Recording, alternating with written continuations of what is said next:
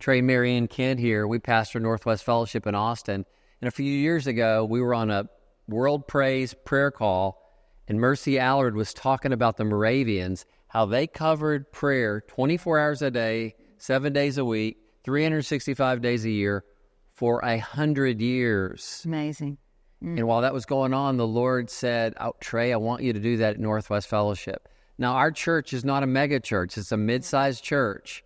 And we've been going for 30 years. So all of a sudden, God says, I want you guys to pray night and day at Northwest Fellowship. What did you think about that? You know, I thought, well, let's try it, but I don't know if it'll work, because to never stop praying for 24 hours, can we pull that off? Do we have enough prayer warriors? Do we have enough energy? But you know what? Trey keeps reminding us, unceasing prayer doesn't mean that you never miss a time. It means that you never quit. And we have seen God's faithfulness in our weak little efforts of getting up at all different hours of the day and night. We have seen God's faithfulness, and we have seen him move in our church as a result of unceasing prayer. So here's our strategy. There's 24 hours in the day. So I tried to get 1 point leader for every hour. So 24 point leaders. And their goal is to get 7 people on their team. We said, let's get most of them from the church, but we can get people in different parts of the world, different parts of the city, and let's get them to commit to their hour once a week. So we have 24 teams that have been praying for 3 years now. And we're on the 2 a.m. team. Tell them about that. We're on the 2 a.m. team. Once a week, Tuesday at 2 a.m., we get up and we have our prayer time. And it is powerful. Now, I'm going to admit to you, we had to do some tweaking to learn how to make it powerful. Like, I get my tea, my decaf tea, so I can go back to bed at 3. We often go sit outside on our back patio. And the reason I'm telling you this is you can find a way to better equip yourself to be ready at whatever hour God has called you to pray. And that's what we had to do.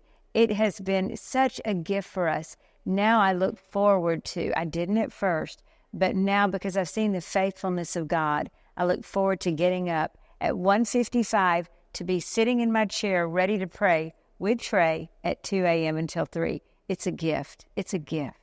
So let me give you 2 strategies to multiply your prayer ministry.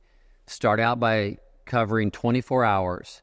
And in those 24 hours, get that leader and say, get others to join you on your hour. So if you're going to pray 24 hours, you can just say, join me by adopting a day at 1 a.m. or midnight or whatever, and get those 24 people to champion that prayer hour. The second thing you can do is every time you have a prayer hour covered, ask that person to get someone to join them. And we're seeing it at our church. In fact, something crazy happened this morning. So this morning, Trey awoke at 3:45, and I thought it was the Lord that woke me at 3:45, but it might have been the light from his cell phone. But we were both praying. We felt like there were many things on our heart for our family, for our church, so we took that time to pray. And we looked on the 24/7 prayer. We have a 24/7 prayer app, a Facebook for our group. And we looked on there, and I'm telling you, I was praying for one of our beautiful young women. Her father is gravely ill, and we had just gotten the note that he had actually taken a very critical turn and needed prayer. So we started praying. But as I looked, I started reading the comments under his prayer requests. 2 a.m., I'm on the 2 a.m. team praying. I'm on the 3 a.m. team praying. 4 a.m. has you covered. 6 a.m., we are praying for Max to be completely healed.